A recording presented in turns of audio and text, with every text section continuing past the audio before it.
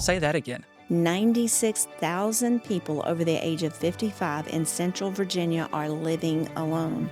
The biggest misconception that I have with people coming to me, well, isn't their Medicare going to cover that? Well, let's save that for just a little later in the show. I have a whole section on that. You have to have a plan for all of that. If you don't have a plan, it becomes a crisis. Families don't regret having difficult conversations early. They regret waiting too long. And planning isn't giving up independence. It's protecting it. Sure did. That's exactly right. To go get some ice cream. Yeah. And it's so exciting to be a part of. It's going to be amazing. It really is. It's one of the biggest things I think we've learned. Thank you. I'm glad to be here. Well, hello, everyone. Welcome to the show today. Thank you for taking time out of your day to join us. It means a lot to us. Before we get started, it's always important, if you would, make sure you go subscribe and like our podcast channels and social media. Search Around the Table with Vickie. It would mean a lot to us, and it helps get our information out to the algorithm and to listeners and to help even more seniors. So that would be awesome. Search Around the Table with Vickie. You'll find us. But you know the drill. We're glad to start another show. We got a great topic in store for you today. So grab your favorite cup of coffee and pull up a chair and join us right here on Around the Table with Vickie. I'm your co-host, Chris Runk, and across the table from me, as always, is your host, my mother. This is her table, ladies and gentlemen, Vickie Runk. So good to be right back here at the table talking about some really important things that we want to bring to everyone's attention that just may need it today. Absolutely. And I'm excited for today's show. I think we got a lot of information that's going to help a lot of folks. And that is the topic of why is growing older becoming more financially difficult than ever before? Mm-hmm. And I know this is something that we see in rooms that you're in and that I am that is on the senior's mind quite heavily. That's right. And, every American either is aging, loves someone who is aging, or will face these challenges themselves. Today's seniors are facing a very different retirement than previous generations. So, Mom, why do you think many retirees feel like they're falling behind financially in today's times? Well, it's very exciting to know. Anybody that is on social media, you see this almost every other algorithm that you have coming up. They're telling you people are living longer. You know, I read somewhere the other day, if you hang on 5 more years, you could possibly live to be 120. That's unbelievable. So we didn't plan financially to live that long. Sure. And we have to have a whole different approach. So people that are in their 50s and 60s right now, you really need to make it your business to know the business of senior living and what's happening every day. Something is changing. It's exciting for me because we've been doing this for 33 years and I've watched it evolve so much. And I get super excited when we start giving information to people that will really help them. Yeah, I saw that same report, and that's encouraging, but also scary. Very daunting. In the aspect of, that's possibly an additional 30 years that we haven't prepared for. That nobody has accounted. How do we save money? What does that look like? Cost of living just continues to rise. Inflation creeps in every time you go to the grocery store. And I know that's a big passion of yours is hunger for the senior population. So every time that dollar's not going as far as it used to these days.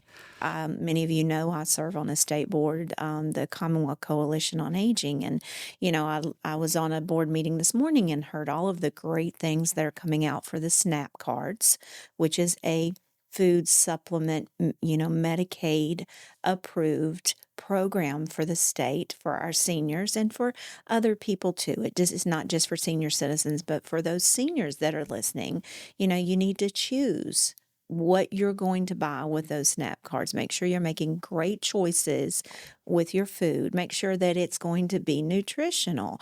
So many seniors, including some of my family members, will reach for something sweet before they reach for something that has protein in it or that has a vegetable that can be absorbed in the body. As we age, we need more and more protein. We need more and more nutritional value as we sit down and eat at the table.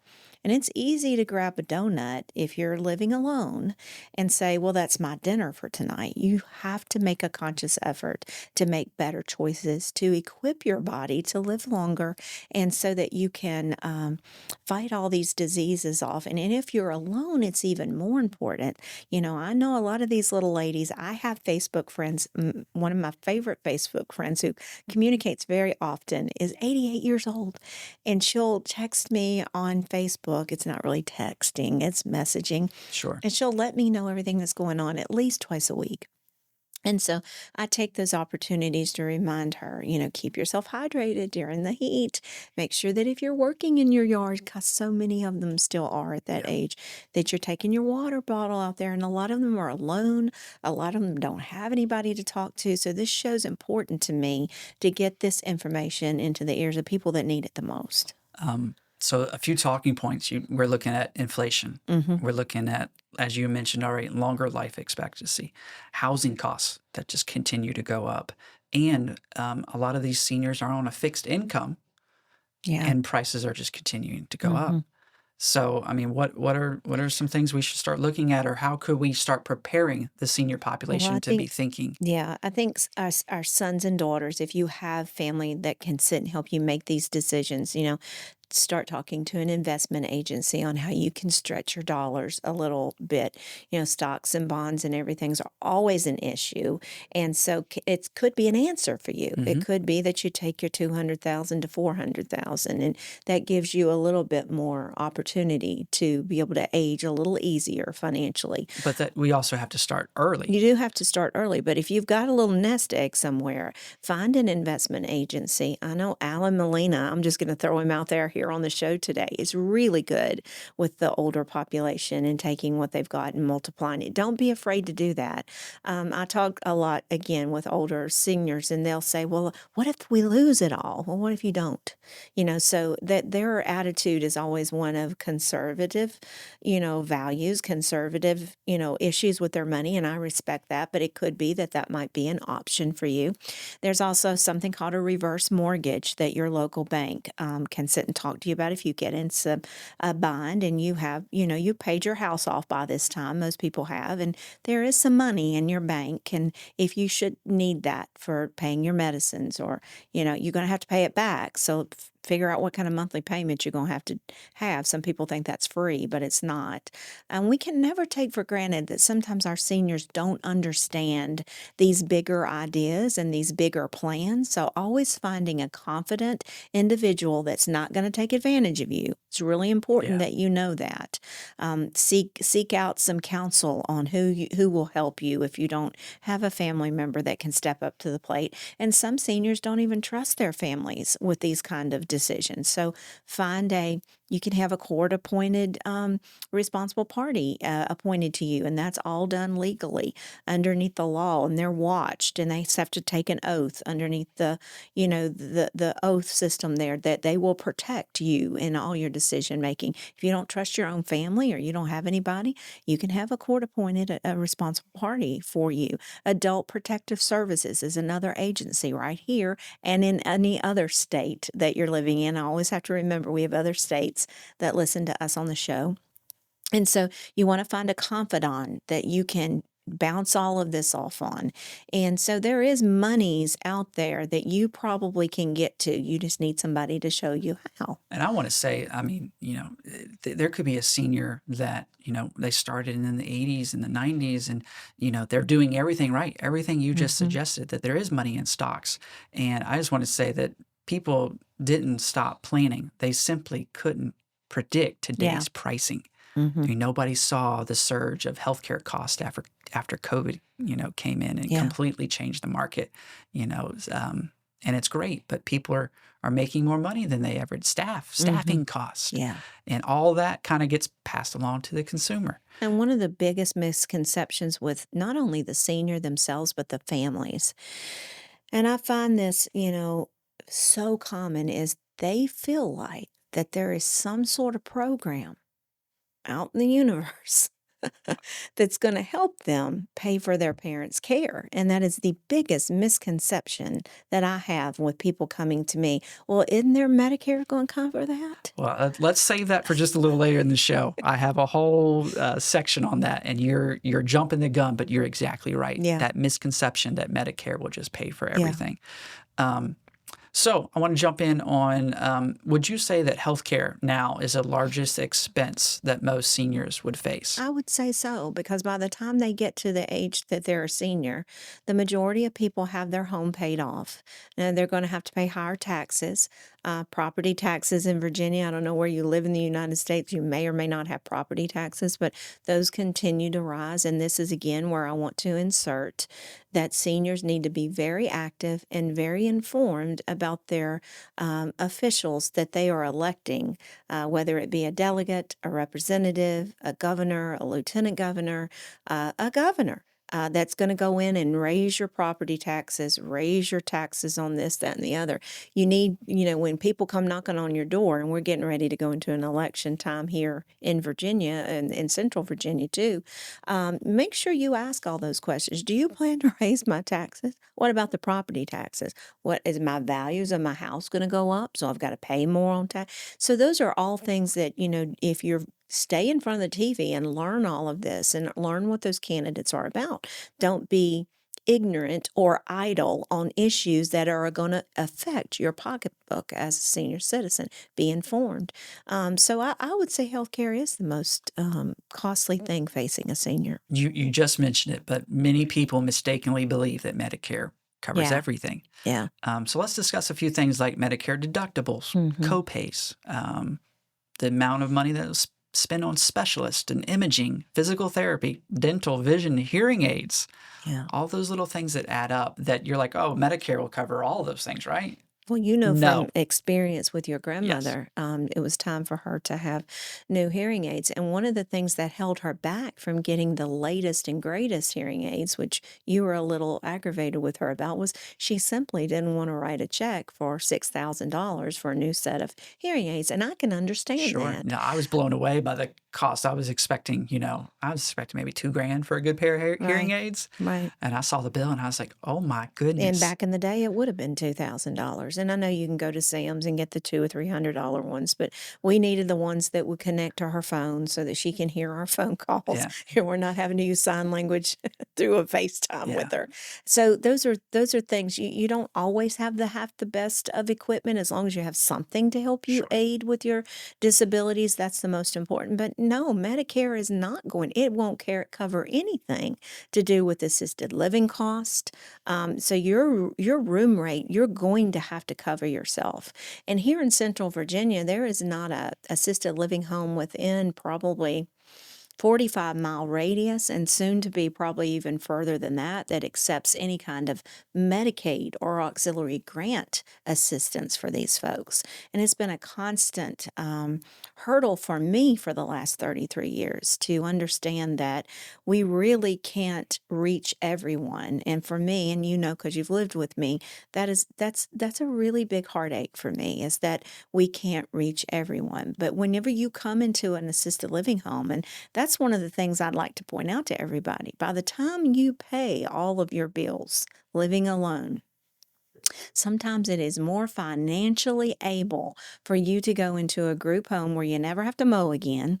Yeah. You have your food cooked for you morning, noon, and night. You have some sort of security in the building, and you have socialization, and you have friends, whether it's a Runk and Pratt facility, I say this all the time, or another great community in our area or all across the United States. For those of you that love Florida, check into that. There are great retirement homes in Florida, and you can add up all your light bills, your utilities, your taxes, and all that, and go and look and say, well, honey, we could go down to Saratoga or Sarasota, rather Sarasota. We could go to, Miami. We could go to Palm I mean, Beach. I mean, I'm always kidding with you. We need to go down there and buy a retirement community. yeah. I'll be the first one that go. I offer to go run it for you. No Some of problem. them are I'll on go right golf to Florida. courses, but I like that one. you could really research and see you may save yourself $2,000 or $3,000 a month overall just because living in a community is you're not going to have any of those bills anymore. But I think seniors and their families get so held up on the idea that I have to stay in the family home, even if it hurts my emotions or my psyche or I'm disconnected from everybody. I'm compelled. It is written in the word that I have to stay in the family home.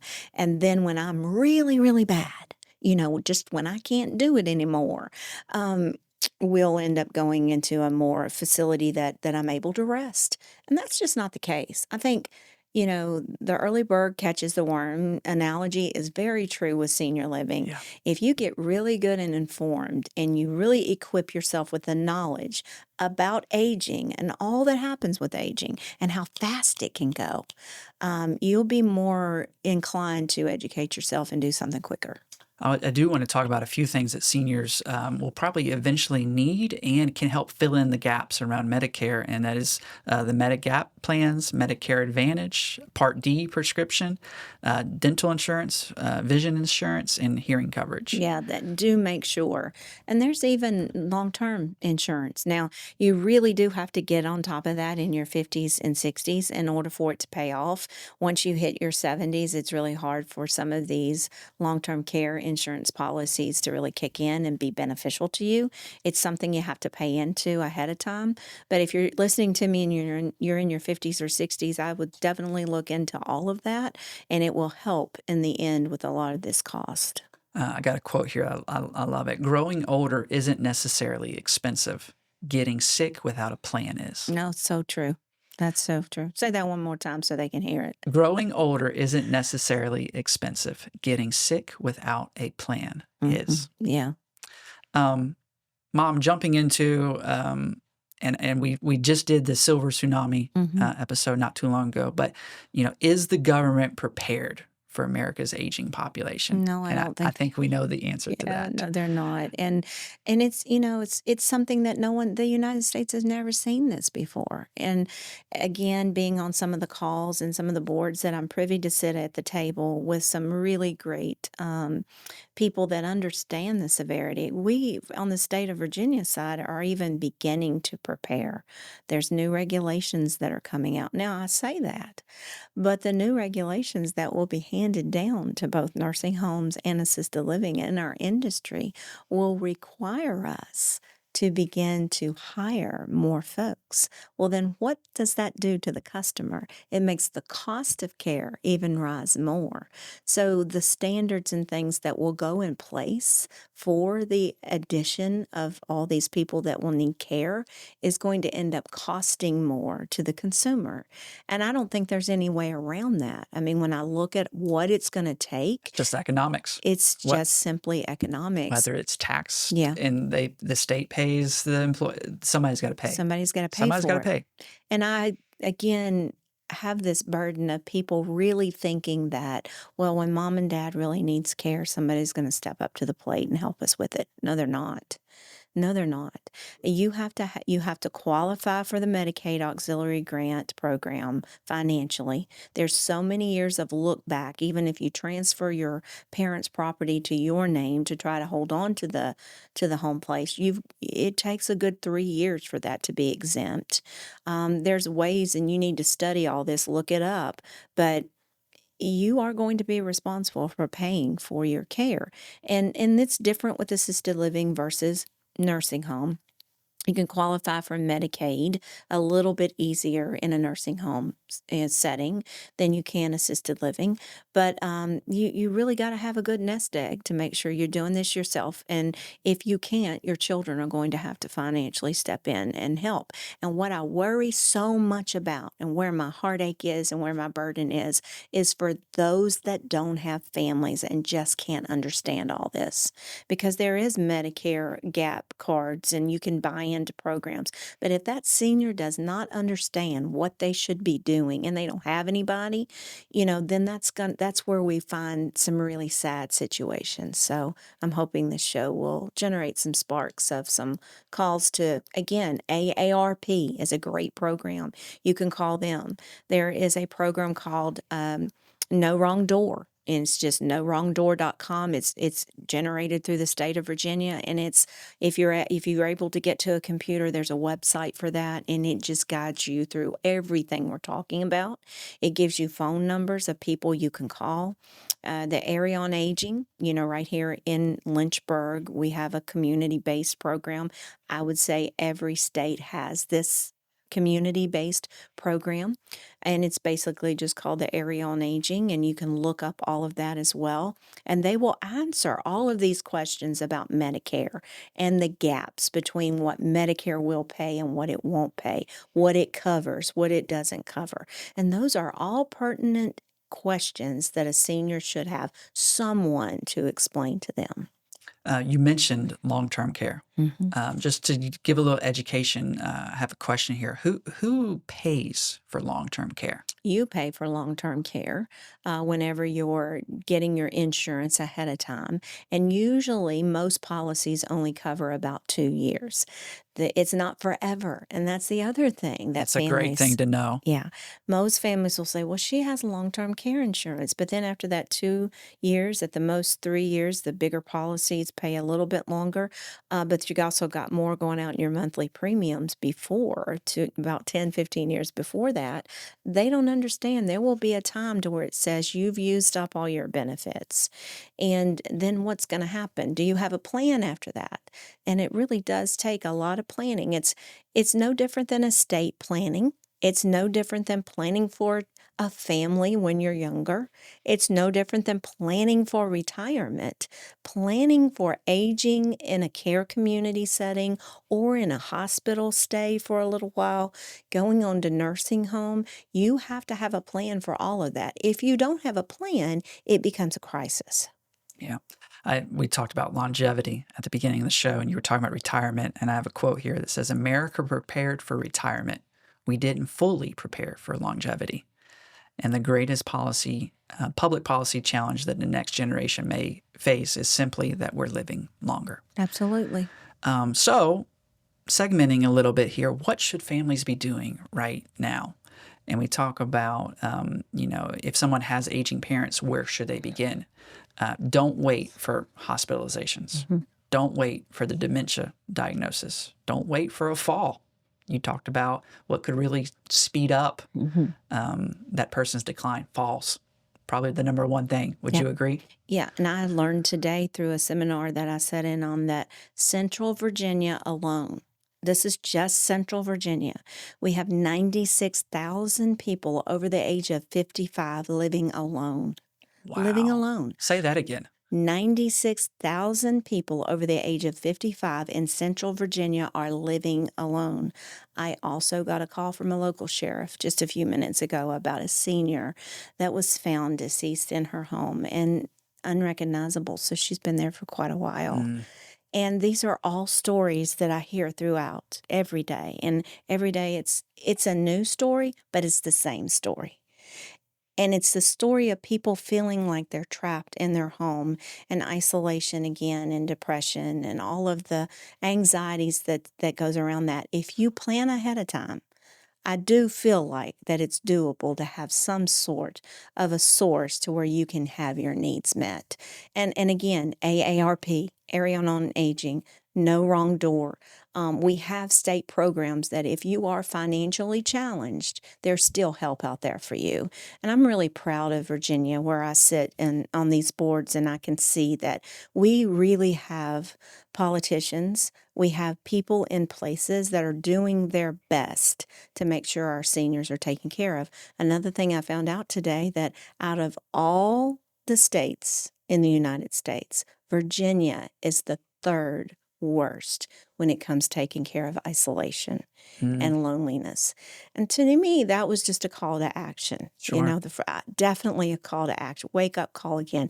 When you see those numbers, and in one person can't do anything, Well, it I was takes going a to say, I think village. that's a call to action to everybody Hmm. to hear that. I mean, Hmm. everybody should have a heart for Yeah. the senior population and to check in. I mean, we talk about it on the show quite a Hmm. bit. Just knowing what your neighbor's doing, Hmm. especially if they're older. Right. What can I do to help? I mean, to hear your story about someone that's deceased, I Hmm. mean, Yeah. that should never happen. Shouldn't happen. We should be in a better Right. generational public setting that those kind of things just should not Right. happen. So there was a House Bill 260 was just passed specifically to target our problem as a Virginia, as a state for loneliness and isolation. And you guys can look that up, but it's now going into the hands of AARP and No Wrong Door, and we're going to, beef up some of their efforts to help with some of this because being the third in the United States as the worst for that, I mean, it's a title I'm not willing to wear, and I'm willing to do what I can for that. And I know we've got a lot of really great things that we're going to approach over the next 12 months to be inviting the community into some things that we can't talk about yet, but we're gonna set some things forth. And if we all do something, if we all just do something, it'll be better than what we have right now. And loneliness and isolation is it's worse than smoking 15 packs of cigarettes a day. It's more lethal. Loneliness and isolation is more lethal than smoking 15 packs of cigarettes a day. I mean, that, again, we can all do something. Mom, a few things that back to where if you have an aging parent, you should maybe begin reviewing financial accounts, insurance, powers of attorney, medical directives, estate planning, beneficiaries, passwords are a big one, funeral wishes, home safety, and then just the question, can mom and dad stay at home? Hmm. I think are all great things that we as young adults and children should be, those Hmm. are things that we should be And it doesn't discussing. happen all at once. This is a gradual procession of securing your loved one's end of life. And that's where it gets to be so important to have the knowledge on all those things you just listed, because we could take each one of those and spend 10 to 15 minutes on it. It could be another long show. But we have to be educated. Again, I go back to churches, having people on their staff that understands everything we're talking about today. Every church has a lawyer in it. Yeah. If they don't, they need to find them a few. So every church has a lawyer in it. Every church probably has a judge that's set somewhere before. We all are community-based churches, right? We're community-based. So we bring in everybody from all these different professions. If you have people that are coming to your church or maybe shut-ins at home that are living alone, again, isolated and secluded, bring in some of your church people and just give them some free legal advice on some of this. Or a family member, go to your pastor and say, I have no idea how to tackle my aging parents, and I really don't have the money to do it. They can connect you with people in the community that would be willing to help you. And again, all these agencies, but you've got to find professionals that can give good, solid, sound advice. Still on the same topic, I just got to drop some great quotes here because they're really impactful, and that is, the best time to plan was yesterday. The second best time is today. Mm-hmm. Families don't regret having difficult conversations early. They regret waiting too long. That's right. And planning isn't giving up independence. It's protecting it. Oh, that's all really good stuff we should think about today because, this is a taboo kind of conversation because you could say to an adult daughter, you need to talk to your mom about, well, it upsets her.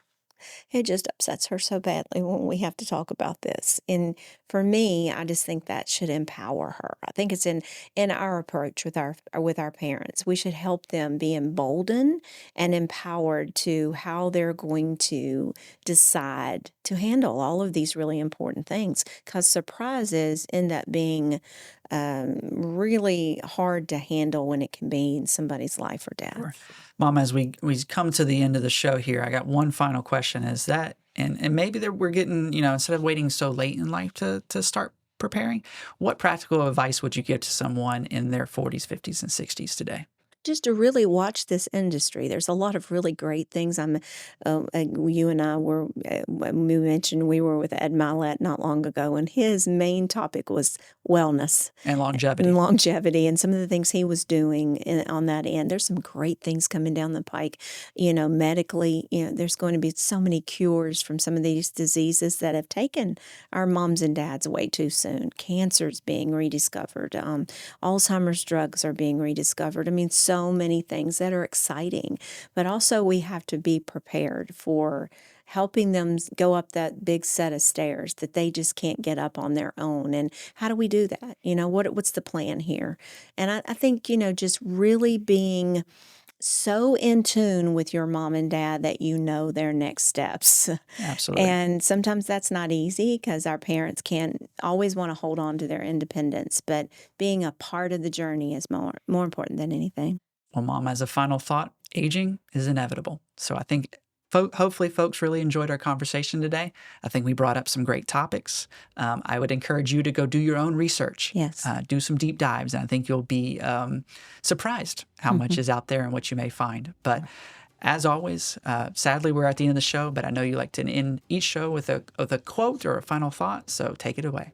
Well, thank you, everybody, for joining us today. I do think that everything that we've talked about today really does apply to every single one of us, whether you're here in Central Virginia, right here where we air the show from, and it's on WLNI every Saturday, or whether you're listening to us by podcast and you can put this into whatever area you're living in. I hope that we brought up some really great topics, at least for you to start thinking on. And as always, if you need to write in, it's VickieTalk.com. I'm happy to converse with you and answer as many questions as I can. But before we go, just remember, getting older isn't becoming the problem. The cost of getting older is. Hope is not a retirement plan, but preparation is. And hold on to a little bit of that. Think on it if you need some time to digest all of that and see where you fit into the plan of aging. Until next week, I'm Vickie, and we're both right here around the table.